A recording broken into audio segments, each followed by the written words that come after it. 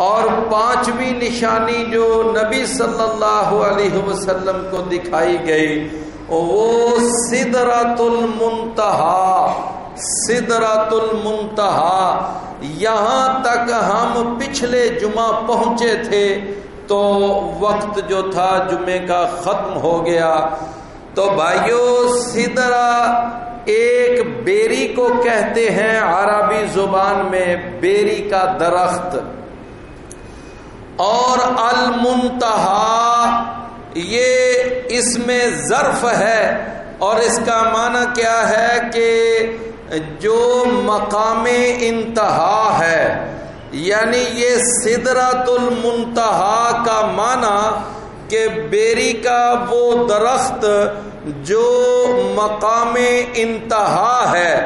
رسول اللہ صلی اللہ علیہ وسلم نے ارشاد فرمایا کہ یہ بیری کا جو درخت ہے سدرۃ المنتہا، یہ چھٹے آسمان سے اس کا آغاز ہوتا ہے اور پھر یہ اوپر بڑھتا ہوا یہ ساتویں آسمان سے اوپر چلا جاتا ہے، اور یہ اس کو المنتہا اس لیے کہا جاتا ہے کہ نیچے جو بھی چیز ہوتی ہے تو وہ سدرۃ المنتہا تک پہنچا دی جاتی ہے، اس سے اوپر کوئی فرشتہ نہیں جا سکتا، کوئی مخلوق اس سے اوپر نہیں جا سکتی۔ بس جو بھی چیز نیچے سے اوپر جانی ہو وہ سدرۃ المنتہا تک پہنچا دی جاتی ہے، اس کے بعد پھر وہ چیز آگے اللہ تک پہنچ جاتی ہے، اور اللہ کی طرف سے بھی کوئی چیز نیچے اترنی ہو تو وہ بھی سدرۃ المنتہا تک آ جاتی ہے۔ یہاں سے آگے پھر فرشتے اس کو پک کر لیتے ہیں اور اس کو پکڑ لیتے ہیں، اور پھر اس کے مطابق آگے عمل پیرا ہو جاتے ہیں اور اس پر آگے عمل کیا جاتا ہے۔ تو یہ سدرۃ المنتہا ایوان بالا اور ایوان زیریں کے درمیان ایک سرحد ہے، ایک حد فاصل ہے۔ رسول اللہ صلی اللہ علیہ وسلم نے فرمایا کہ نیچے سے کوئی چیز منتہا سدرۃ المنتہا سے اوپر نہیں جا سکتی، اور اوپر والی چیز جو ہے جو اللہ کی طرف سے مخلوق کے لیے کوئی فیصلہ، کوئی قضاء و قدر آنی ہو تو وہ المنتہا تک آتی ہے۔ رسول اللہ صلی اللہ علیہ وسلم نے فرمایا کہ جب سوموار کا دن ہوتا ہے اور جب جمعرات کا دن ہوتا ہے تو ہر شخص کا جو یہ یعنی ایک ہفتے کا گوشوارہ اور ایک ہفتے کا جو کھاتا ہوتا ہے، جو اس کے اعمال ہوتے ہیں وہ اللہ کی طرف پہنچائے جاتے ہیں، یعنی وہ سدرۃ المنتہا تک پہنچا دیے جاتے ہیں، اور وہ جو اعمال ہوتے ہیں پھر اس کے بعد اللہ کی طرف لے جائے جاتے ہیں۔ تو رسول اللہ صلی اللہ علیہ وسلم نے فرمایا کہ یہ ہر جمعرات کو اور ہر سوموار کو ہر شخص کا اعمال نامہ یہ اوپر پہنچایا جاتا ہے۔ تو میں جمعرات کا اور سوموار کا روزہ اس لیے رکھتا ہوں کہ جب میرا اعمال نامہ اللہ کے ہاں پیش ہو تو میں اس وقت روزے کی حالت میں ہوں۔ تو معلوم یہ ہوا کہ اس کو المنتہا کیوں کہا جاتا ہے کہ نیچے سے جو بھی چیز اوپر جانی ہو اللہ کے پاس، اس کے لیے جو مقام انتہا ہے وہ سدرۃ المنتہا، یعنی یہ مقام انتہا ہے۔ رسول اللہ صلی اللہ علیہ وسلم نے فرمایا کہ میں نے وہاں پر فرشتوں کے قلموں کے چلنے کی آواز سنی، یعنی قلمیں چل رہی تھیں، قلم چل رہی تھیں، فرشتے لکھ رہے تھے قضاء اور قدر کے فیصلے، یعنی لوح محفوظ سے ان کو آگے نقل کیا جا رہا تھا، جو انہوں نے آگے سارا سال ساری کائنات کے لیے انہوں نے وہ سارا یعنی پروگرام لانچ کرنا ہوتا ہے، تو وہ لوح محفوظ سے آگے نوٹ کرتے ہیں، ان کو تحریر کرتے ہیں، اور پھر اس کو آگے اہل زمین پر اپلائی کیا جاتا ہے۔ رسول اللہ صلی اللہ علیہ وسلم نے فرمایا کہ میں نے وہاں سدرۃ المنتہا پر میں نے قلموں کے چلنے کی آواز سنی، کہ قلمیں چل رہی تھیں اور مجھے ان کی آواز آ رہی تھی۔ میں نے پوچھا کہ یہ آواز کیا آ رہی ہے، تو مجھے جناب جبرائیل نے بتایا کہ یہ فرشتے ہیں جو لوح محفوظ سے آگے وہ چیزیں نوٹ کر رہے ہیں اور ان کو آگے تحریر کر رہے ہیں۔ نبی کریم صلی اللہ علیہ وسلم نے یہ بھی وہاں ارشاد فرمایا، آپ نے فرمایا کہ وہ جو درخت تھا وہ سدرۃ المنتہا، اس درخت کے ارد گرد اور اس درخت کے دائیں بائیں میں نے دیکھا کہ سونے کے پرندے جو ہیں وہ محو پرواز تھے، وہاں پر وہ اڑ رہے تھے، چہچہا رہے تھے اور اس درخت کے اوپر پرواز کیے ہوئے تھے، سونے کے پرندے۔ رسول اللہ صلی اللہ علیہ وسلم نے فرمایا کہ اتنا خوشنما اور اتنا دلکش اور اتنا جاذب نظر اور اس قدر حسین منظر تھا کہ اس کو لفظوں میں بیان نہیں کیا جا سکتا، جو میں نے وہاں سدرۃ المنتہا پر دیکھا۔ رسول اکرم صلی اللہ علیہ وسلم نے اس سدرۃ المنتہا کے بارے میں مزید چند باتیں بیان فرمائیں۔ آپ نے فرمایا کہ اس درخت سدرہ بیری کو کہتے ہیں، آپ نے فرمایا کہ اس کو دنیا کے بیری کے درخت کے مطابق نہ سمجھنا، اس کا جو ایک پتا تھا اس درخت کا وہ ہاتھی کے کان کے برابر تھا، یعنی اس کا ایک پتا۔ اور پھر نبی صلی اللہ علیہ وسلم نے فرمایا میں نے اس کے اوپر بیر بھی لگے ہوئے دیکھے، اور ایک بیر کتنا بڑا تھا۔ وہاں عرب کے اندر ایک علاقہ تھا جس کو ہجر کہا جاتا تھا، ہجر، تو ہجر علاقے کے اندر برتن بنا کرتے تھے۔ آپ دیکھتے ہیں جس طرح ہمارے علاقے میں یہ سیالکوٹ یہ کھیلوں کا سامان بنانے میں معروف ہے، وزیر آباد چھری کانٹا بنانے میں معروف ہے، فیصل آباد کپڑے کی صنعت میں معروف ہے، تو اسی طرح رسول اللہ صلی اللہ علیہ وسلم کے زمانے میں ہجر ایک علاقہ تھا، ایک شہر تھا بہت بڑا، وہاں برتن بنا کرتے تھے۔ رسول اللہ صلی اللہ علیہ وسلم نے فرمایا کہ ہجر شہر کا جو بنایا ہوا مٹکا ہے، مٹکا، اور وہ بڑے بڑے مٹکے تیار کرتے تھے، اور وہاں کے لوگ بڑے بڑے مٹکے بنانے میں بڑے ماہر تھے۔ ان کا ایک ایسا مٹکا تیار ہوتا تھا ہجر شہر میں کہ جس مٹکے کے اندر 100 کلو پانی اور دودھ بڑے آرام سے اس کے اندر ڈالا جا سکتا تھا، یعنی 2.5 من دودھ جو ہے وہ آرام سے۔ نبی صلی اللہ علیہ وسلم نے فرمایا وہ ہجر شہر کا بنا ہوا مٹکا، تو اس سے بڑے سائز کا وہاں پر ایک بیر لگا ہوا تھا، وہ ایک بیر جو تھا وہ اس مٹکے سے زیادہ بڑا تھا۔ یہ بھی رسول اللہ صلی اللہ علیہ وسلم نے فرمایا۔ پھر آپ نے فرمایا اس پر اللہ تعالیٰ کا نور پڑ رہا تھا، جس کی وجہ سے وہ درخت جو تھا جگمگا رہا تھا اور اس کے اوپر بڑی اللہ کی تجلیاں پڑ رہی تھیں. نبی صلی اللہ علیہ وسلم نے فرمایا کہ وہ مرکز تجلیات تھا، وہ جو سدرۃ المنتہا ہے. بہرحال نبی صلی اللہ علیہ وسلم جب وہاں پر گئے، اب یہاں پر آپ ایک بات ذرا غور سے سن لے کہ جس وقت آپ وہاں پر گئے آپ نے فرمایا کہ وہاں پر اللہ تعالی کی تجلیاں پڑ رہی تھیں.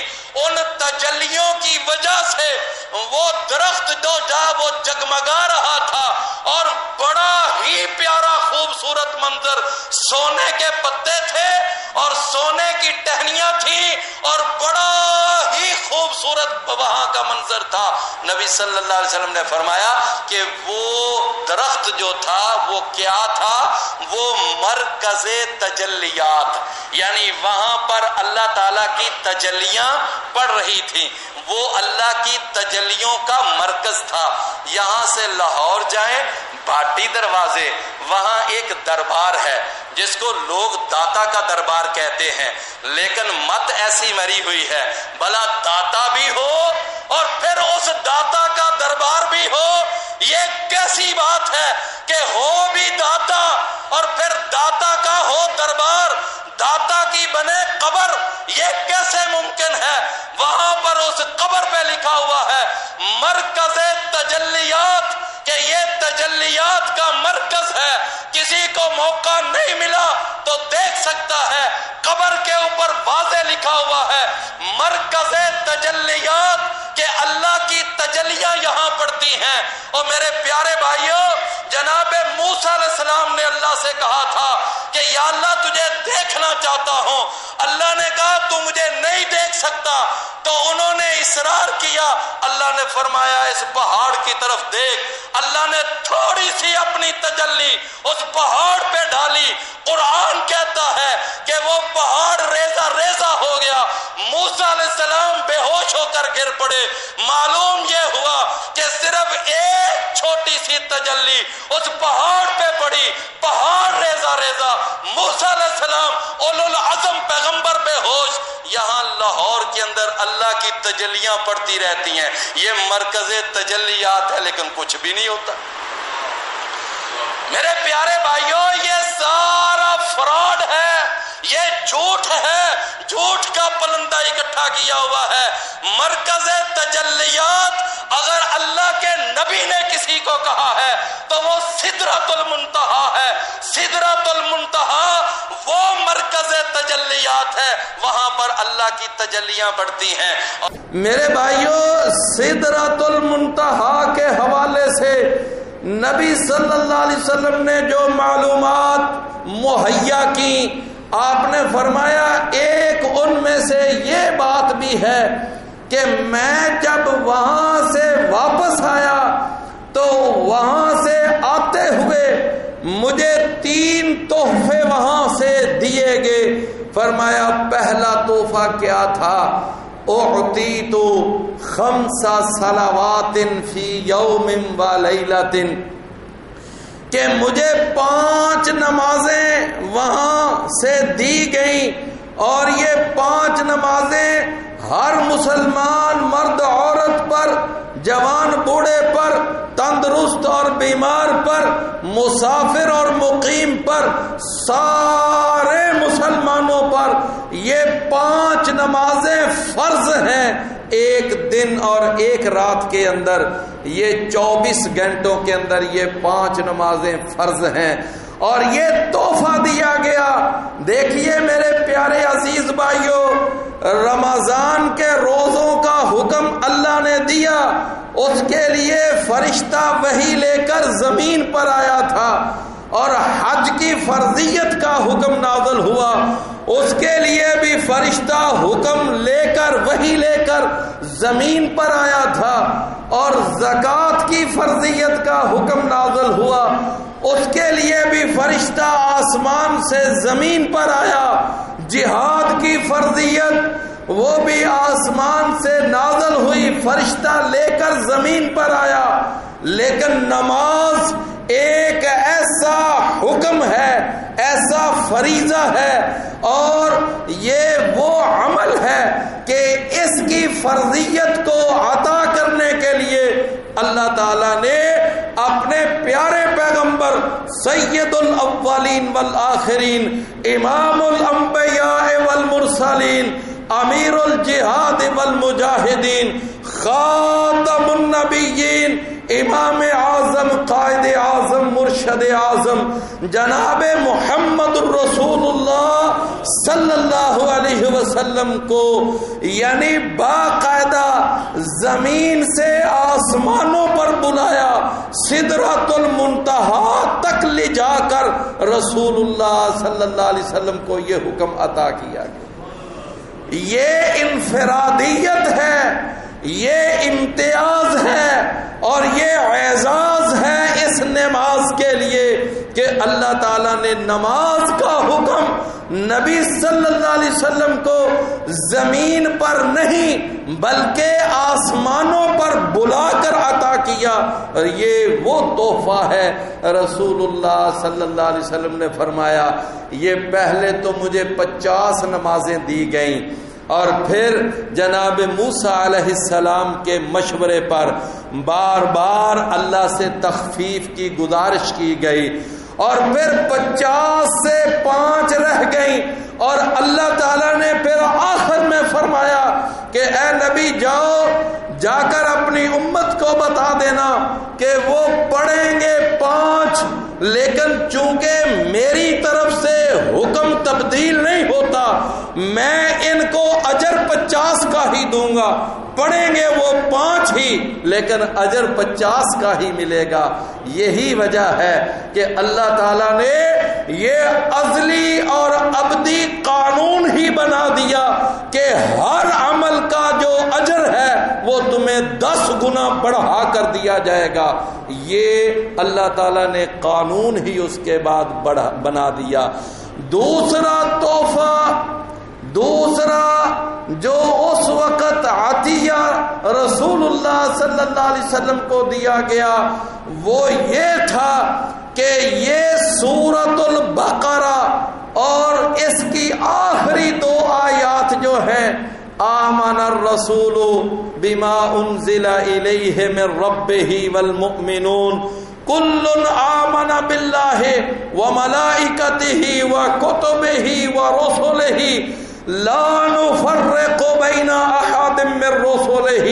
یہ آیت اور اس کے بعد اگلی آیت جو ہے لا یکلف اللہ نفسا الا وسعها لها ما کسبت وعلیہا ما اکتسبت ربنا لا تؤاخذنا، یعنی یہ 2 آیتیں سورہ البقرہ 285 نمبر آیت اور 286 نمبر آیت، یہ 2 آیتیں ان کو خواتیم بقرہ کہا جاتا ہے، یعنی سورۃ البقرہ کی خاتمے والی آیتیں جو ہیں، یہ 2 آیتیں رسول اللہ صلی اللہ علیہ وسلم کو سدرۃ المنتہا پر وحی کی گئیں اور وہاں پر یہ عطا کی گئیں، اور رسول اللہ صلی اللہ علیہ وسلم کو فرمایا گیا کہ اے نبی جا کر اپنی امت سے کہنا کہ جو شخص بھی کسی مسئلے میں، کسی مصیبت میں، کسی پریشانی میں وہ اگر مبتلا ہو تو رات کو سوتے وقت وہ ان 2 آیتوں کو پڑھ کر سویا کرے۔ یہ 2 آیتیں جو ہیں یہ کفاتا ہو، یہ ہر غم، ہر پریشانی، ہر مصیبت کے لیے کافی ہو جائیں گی۔ یہ بھی رسول اللہ صلی اللہ علیہ وسلم کو بتایا گیا۔ تیسرا تحفہ جو رسول اللہ صلی اللہ علیہ وسلم کو سدرۃ المنتہا پر دیا گیا وہ تحفہ ذرا غور سے سننے والا ہے اور بڑی توجہ کے ساتھ وہ سمجھنے والا ہے۔ وہ تحفہ کیا تھا؟ وہ تحفہ وہ اصل میں ایک خوشخبری تھی جو نبی صلی اللہ علیہ وسلم کو دی گئی، اور وہ خوشخبری کیا تھی؟ خوشخبری یہ دی گئی کہ اے نبی آپ کے لیے اور آپ کی امت کے لیے ہم ایک یہ خصوصی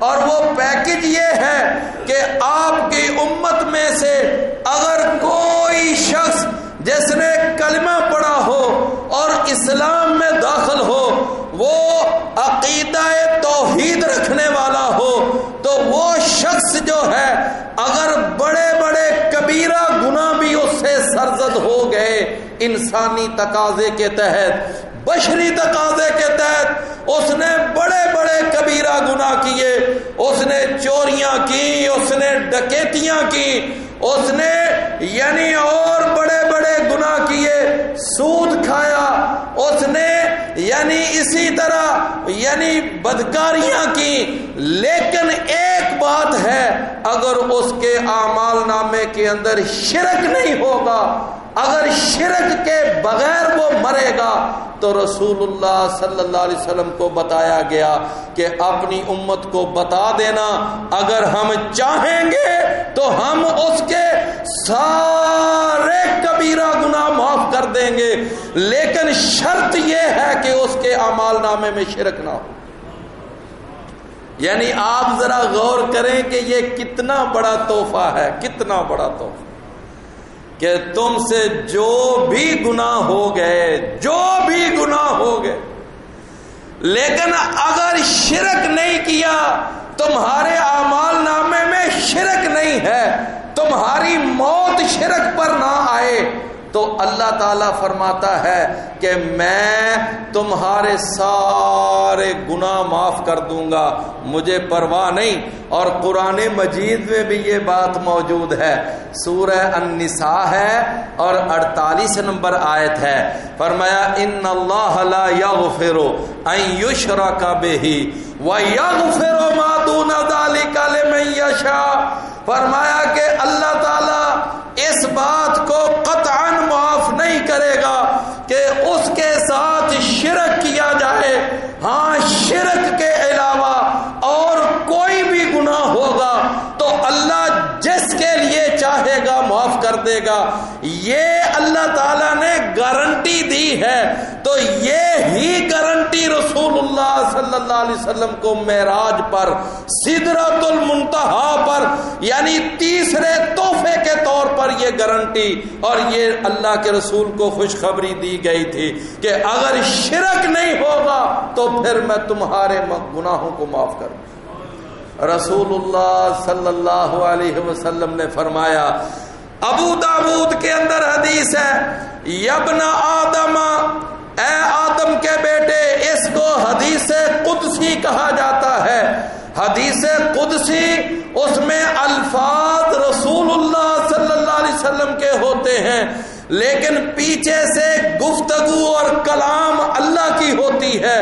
تو اللہ کے رسول صلی اللہ علیہ وسلم نے فرمایا، اللہ فرماتا ہے کہ اے آدم کے بیٹے، لو بلغت ذنوبک، اگر تیرے گناہ جو ہیں وہ آسمان کی سرحدوں کو چھونے لگ جائیں، تو اتنے گناہ کرے، اتنے گناہ کرے کہ یہ زمین سے لے کر آسمان تک کا یہ سارا خلا تیرے گناہوں سے بھر جائے، اتنے گناہ کہ آسمان کی سرحد کو چھو رہے ہیں۔ فرمایا اور تیرے گناہ وہ سمندر کی جھاگ سے بھی زیادہ بڑھ جائیں، درختوں کے پتوں سے بھی زیادہ ہو جائیں، ریت کے ذرات سے بھی زیادہ ہو جائیں، پانی کے قطرات سے بھی زیادہ اگر تیرے گناہ ہو جائیں، لیکن میں ان گناہوں کو بخشنے میں مجھے کوئی پرواہ نہیں ہے، میں تیرے ان گناہوں کو بخش دوں گا، لیکن اے میرے بندے، میری بھی ایک شرط ہے، اور وہ شرط یہ ہے کہ بس تم میرے ساتھ کسی کو شریک نہ بنا، تم میرے ساتھ شرک نہ کر۔ شرک کیا ہوتا ہے؟ شرک کس کو کہا جاتا ہے؟ میرے بھائیوں، یہ اللہ تعالیٰ کا کوئی وصف، اللہ کا کوئی اختیار، وہ اللہ کی مخلوق میں ثابت کرنا، اس کو شرک کہا جاتا ہے۔ اللہ حاجت روا ہے، بندہ کہے فلاں بزرگ بھی حاجت روا ہے، اللہ مشکل کشا ہے، فلاں بھی مشکل کشا ہے، اللہ کے لیے بھی سجدہ، غیر اللہ کے لیے بھی سجدہ، اللہ کے لیے بھی نظر و نیاز، غیر اللہ کے لیے بھی نظر و نیاز، اس کو شرک کہا جاتا ہے۔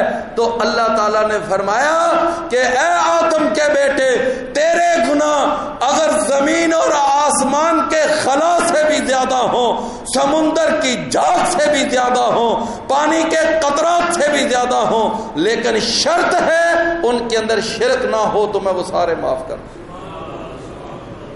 رسول اللہ صلی اللہ علیہ وسلم نے فرمایا، جو آدمی مؤذن کی اذان سنتا ہے اور بعد میں وہ مجھ پر درود پڑھتا ہے اور اس کے بعد میرے لیے اللہ سے وسیلے کا سوال کرتا ہے، وہ جو دعا ہے نا، اللہم رب ھذہ الدعوۃ التامۃ والصلاۃ القائمۃ آت محمدا الوسیلۃ، آت محمدا الوسیلۃ، یا اللہ تو محمد صلی اللہ علیہ وسلم کو وسیلہ عطا فرما۔ صحابہ نے پوچھا یہ وسیلہ کیا ہے؟ آپ نے فرمایا یہ ایک محل ہے جو اللہ نے اپنے بندوں میں سے ایک بندے کے لیے تیار کیا ہے، اور یہ جنت کے محلات میں سے سب سے زیادہ حسین و جمیل محل ہے۔ اور رسول اللہ صلی اللہ علیہ وسلم نے فرمایا مجھے امید ہے کہ وہ محل اللہ مجھے عطا کرے گا۔ رسول اللہ صلی اللہ علیہ وسلم فرماتے ہیں جو آدمی اذان سنے اس کا جواب دے، پھر مجھ پر درود پڑھے، پھر میرے لیے وسیلے کا سوال کرے، تو اللہ کے نبی نے فرمایا اس کو کیا بینیفٹ ملے گا؟ فرمایا حلت لہ شفاعتی یوم القیامہ، قیامت کے دن میری سفارش اس کے لیے لاگو ہو جائے گی، میری سفارش اس کے لیے ضرور کام کرے گی۔ لیکن یہاں پر بھی رسول اللہ صلی اللہ علیہ وسلم نے وہی شرط ساتھ لگائی، فرمایا کس کے لیے لاگو ہوگی؟ کہ جو اللہ کے ساتھ کسی کو شریک نہ بناتا ہو۔ لہذا میرے بھائیوں، یہ شرک وہ نامراد گناہ ہے، یہ ساری نیکیوں کا ستیہ ناش کر کے رکھ دیتا ہے، ساری نمازیں برباد کر دیتا ہے، سارے حج عمروں کا وہ بالکل بیڑا غرق کر کے رکھ دیتا ہے۔ یہ شرک کے ہوتے ہوئے کوئی عمل اللہ کے ہاں قبول نہیں ہوتا۔ لہذا رسول اللہ صلی اللہ علیہ وسلم نے بار بار اس طرف توجہ دلائی، قیامت کا دن ہوگا، اللہ کے نبی نے فرمایا آدم کا بیٹا، اللہ اس کو کہے گا کہ اے بندے بتا، اگر اس وقت میں تجھے دنیا اور دنیا جہاں کی ہر چیز میں تجھے عطا کر دوں تو تو اس کو کیا کرے گا؟ وہ کہے گا یا اللہ میں دنیا کا ہر سونا چاندی، میں ہر درہم و دینار، بڑے بڑے محلات اور یہ ساری کائنات کو میں تیرے سامنے فدیے کے طور پر دینے کے لیے تیار ہو جاؤں گا کہ یا اللہ سب کچھ لے لے، مجھے جہنم کی آگ سے بچا لے۔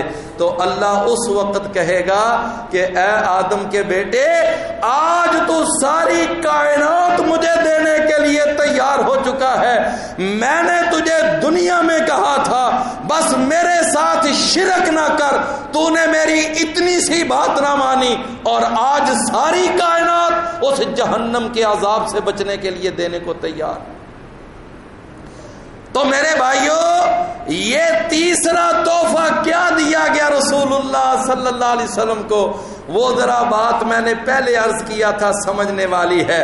پہلا تحفہ 5 نمازیں، دوسرا تحفہ سورۃ البقرہ کی آخری 2 آیتیں، اور تیسرا تحفہ یہ خوشخبری دی گئی تھی کہ آپ کی امت میں اگر کوئی کبیرہ گناہ کرنے والا بھی ہے لیکن شرک نہ کرے، میں اس کو بھی معاف کر دوں گا۔ یہ خوشخبری رسول اللہ صلی اللہ علیہ وسلم کو دی گئی۔ یہ تیسرا تحفہ تھا جو نبی صلی اللہ علیہ وسلم کو دیا گیا۔ اللہ اکبر۔ میرے پیارے بھائیوں، اب آپ نے دیکھا رسول اللہ صلی اللہ علیہ وسلم، یعنی آپ کا جو سفر تھا اس کا آغاز کہاں سے ہوا؟ آغاز ہوا مسجد حرام سے۔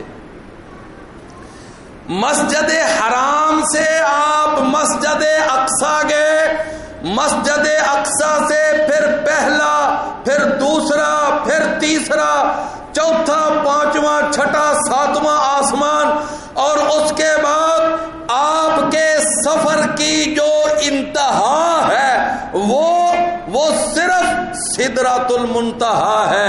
لوگ غلط کہتے ہیں، غلط بیانی کرتے ہیں، جھوٹ بولتے ہیں، لوگوں کو مس گائیڈ کرتے ہیں کہ رسول اللہ صلی اللہ علیہ وسلم عرش معلی پر گئے اور اللہ سے جا کر ملاقات کی، اللہ کے ساتھ جا کر معانقہ کیا۔ نہ میرے بھائیوں، بالکل غلط ہے۔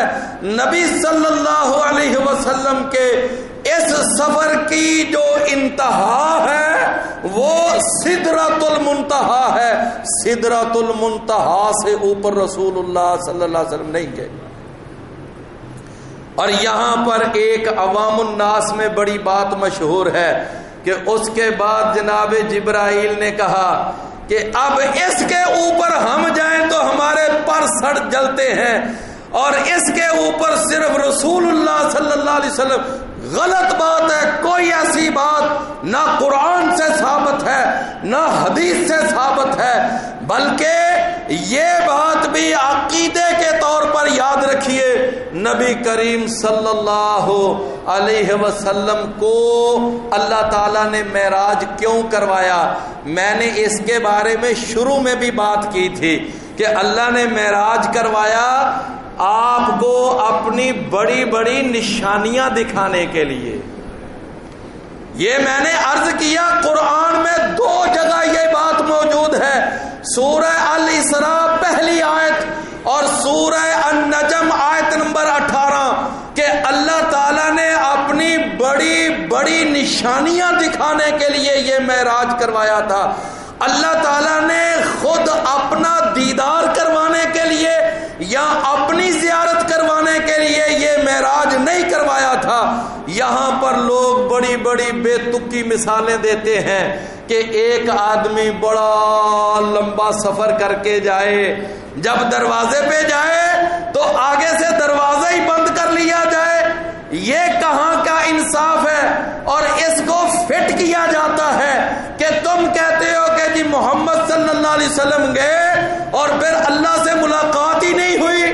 یہ تو بڑی عجیب بات ہے میرے بھائیوں۔ رسول اللہ صلی اللہ علیہ وسلم کے معراج کا مقصد اور آپ کے معراج کا سبب وہ بڑی بڑی نشانیاں دکھانا تھا، اللہ تعالیٰ کے ساتھ ملاقات، اللہ تعالیٰ کی زیارت، اللہ کا دیدار کروانا، یہ معراج کا مقصد ہی نہیں تھا، اور نہ اس لیے رسول اللہ صلی اللہ علیہ وسلم کو معراج کروایا گیا تھا۔ رسول اللہ صلی اللہ علیہ وسلم سے پوچھا گیا، اللہ کے نبی جب آپ گئے تھے تو حل رأیت ربک، کیا آپ نے وہاں اپنے رب کو دیکھا تھا؟ تو نبی صلی اللہ علیہ وسلم نے فرمایا نور انا اراہ، وہ تو نور ہے، میں اللہ کو کیسے دیکھ سکتا ہوں؟ اللہ تعالیٰ نے اپنے اور مخلوق کے درمیان 50,000 پردے ہیں جو اللہ نے حائل کیے ہوئے ہیں، اگر وہ پردے پیچھے ہٹا دیے جائیں تو ساری کائنات وہ اللہ کے نور کی تاب نہیں لا سکتی اور سارا کچھ جل کر راکھ ہو جائے۔ لیکن یہ کہنا کہ اللہ کے رسول صلی اللہ علیہ وسلم نے دیکھا تھا، نہ، بالکل غلط ہے۔ ہماری اماں جان سیدہ عائشہ صدیقہ طیبہ و طاہرہ فقیہہ و زکیہ، ان سے پوچھا گیا تھا کہ کیا محمد صلی اللہ علیہ وسلم نے اپنے رب کو دیکھا؟ سیدہ عائشہ نے فرمایا کہ جو آدمی 3 باتیں کرتا ہے وہ جھوٹ بولتا ہے۔ اگر کوئی آدمی یہ کہتا ہے نا کہ نبی صلی اللہ علیہ وسلم نے اپنے پاس کوئی شریعت کا، دین کا حکم وہ چھپا کے رکھا، اپنی امت کو نہ بتایا، وہ بھی جھوٹ بولتا ہے۔ اور اسی طرح جو آدمی یہ کہتا ہے کہ نبی کریم صلی اللہ علیہ وسلم وہ کل کے حالات، آنے والے حالات جانتے تھے، وہ بھی جھوٹ بولتا ہے۔ اور اگر کوئی یہ کہتا ہے کہ نبی صلی اللہ علیہ وسلم نے اپنے رب کو دیکھا تھا معراج والی رات، اماں جی سیدہ عائشہ فرماتی ہیں، یہ صحیح مسلم میں کتاب الایمان، یہ پہلی جلد اور پہلا ہی چیپٹر ہے صحیح مسلم کا، فرماتی ہیں وہ بالکل جھوٹ بولتا ہے، نبی کریم صلی اللہ علیہ وسلم نے اپنے رب کو نہیں دیکھا تھا۔ اور اللہ تعالیٰ کو دیکھنا یہ دنیا کے لیے، دنیا کے اندر کسی نبی کے لیے، کسی ولی کے لیے، کسی پیر پیغمبر کے لیے یہ ممکن ہی نہیں۔ دنیا کی کوئی آنکھ اللہ تعالیٰ کو نہیں دیکھ سکتی، چاہے وہ آنکھ موسیٰ علیہ السلام کی ہو، چاہے وہ آنکھ محمد رسول اللہ صلی اللہ علیہ وسلم کی ہو۔ ہاں، قیامت والے دن جنت میں جا کر ہر مومن اللہ تعالیٰ کا دیدار کرے گا، ہر مومن اللہ کو دیکھے گا۔ اس وقت جو بھی جنت میں چلا جائے گا، بلکہ جنت کی سب سے بڑی نعمت جو ہے وہ اللہ کا دیدار ہوگا، اللہ کی زیارت ہوگی۔ لیکن دنیا کی آنکھ، وہ چاہے موسیٰ علیہ السلام کی ہو، چاہے محمد رسول اللہ صلی اللہ علیہ وسلم کی ہو، دنیا کی کوئی آنکھ اللہ تعالیٰ کو نہیں دیکھ سکتی۔ فرمایا وجوہ یومئذ ناظرہ الی ربہا ناظرہ لا تدرکہ الابصار وہو یدرک الابصار۔ لہذا میرے پیارے بھائیوں، یہاں پر یہ بات سمجھنی چاہیے کہ لوگوں نے اس واقعہ کے اندر جو جھوٹ مکس کیا ہوا ہے، جھوٹ ملایا ہوا۔ ایک عالم صاحب تقریر کر رہے تھے، اللہ اکبر، آپ ذرا غور سے بات سننا اور اس کے پیچھے ذرا احساس کو دیکھنا کیا ہے۔ وہ پتہ ہے کیا کہہ رہے تھے کہ جی اللہ تعالیٰ نے جب معراج کروایا تو نبی صلی اللہ، اب پنجابی میں وہ کہتا ہے ہن ساری دنیا سو گئی ہے تے تو عرشاں تے آ جا چپ کر کے۔ یعنی آپ اندازہ کریں کہ اس کے پیچھے کیا سوچ کیا ہے۔ نعوذ باللہ، جیسے کسی کے ساتھ انفیئر تعلقات ہوں تو وہ اس کو چوری چھپے اپنے پاس بلاتا ہے، تو اس طرح کا سینس دیا جا رہا ہے اس بات کے اندر کہ ہن ساری دنیا سو گئی ہے تے تو عرشاں تے آ جا چپ کر کے۔ نہ میرے بھائیو، رسول اللہ صلی اللہ علیہ وسلم عرش پر نہیں گئے۔ اور اسی طرح وہ مولوی صاحب جو آج کل کینیڈا میں بیٹھے ہوئے ہیں، میں نے اس کی تقریر کا ایک کلپ سنا اور میں حیران رہ گیا کہ دیکھو گمراہی کس طرح تھوک کے حساب سے وہ پھیلا رہا ہے۔ کہتا ہے کہ جب اللہ کے پاس پھر محمد صلی اللہ علیہ وسلم گئے، اس کے بعد کہتا ہے پھر آگے نہ پوچھو کیا ہوا، بس اس کے بعد نہ کہ اللہ محمد میں سما گیا اور محمد اللہ میں سما گیا۔ اور پھر وہ فارسی کا ایک جملہ پڑھتا ہے کہ من تو شدم تو من شدی، من جان شدم تو تن شدی، تا کس نہ گوید دیگرے من دیگرم تو دیگری۔ کہتا ہے کہ اس کے بعد بس پھر اللہ اللہ نہ رہا اور محمد محمد نہ رہا، بلکہ اللہ محمد بن گیا، محمد اللہ بن گیا۔ بس اس کے بعد تم کچھ نہیں کہہ سکتے کہ کیا ہوا کیا نہ ہوا۔ یعنی ایسا اللہ معاف فرمائے، ایسی گمراہی آپ اندازہ کریں۔ اور پھر وہ کیا کہتا ہے پنجابی میں، کہتا ہے کہ ہک ہے اور جو ہک نہ کہے وہ کافر ہے۔ مطلب کیا؟ کہتا ہے جب اللہ کے پاس عرش پر محمد صلی اللہ علیہ وسلم گئے تو تو اس وقت پھر ایک ہے، یعنی پھر ایک ہی ہوگے، ایک ہی ہوگے۔ جو ایک نہیں پھر مانے گا ان دونوں کو تو پھر وہ کافر ہے۔ میرے پیارے بھائیوں، اگر یہی بات ہے تو پھر اس وقت خالق اور مخلوق کا، ساجد اور مسجود کا، عابد اور معبود کا سارا فرق ختم۔ کتنی بڑی گمراہی، کتنی بڑی گمراہی۔ تو میں نے عرض کیا میرے بھائیوں، یہ ساری اس کے اندر نا جھوٹ مکس کیا ہوا ہے۔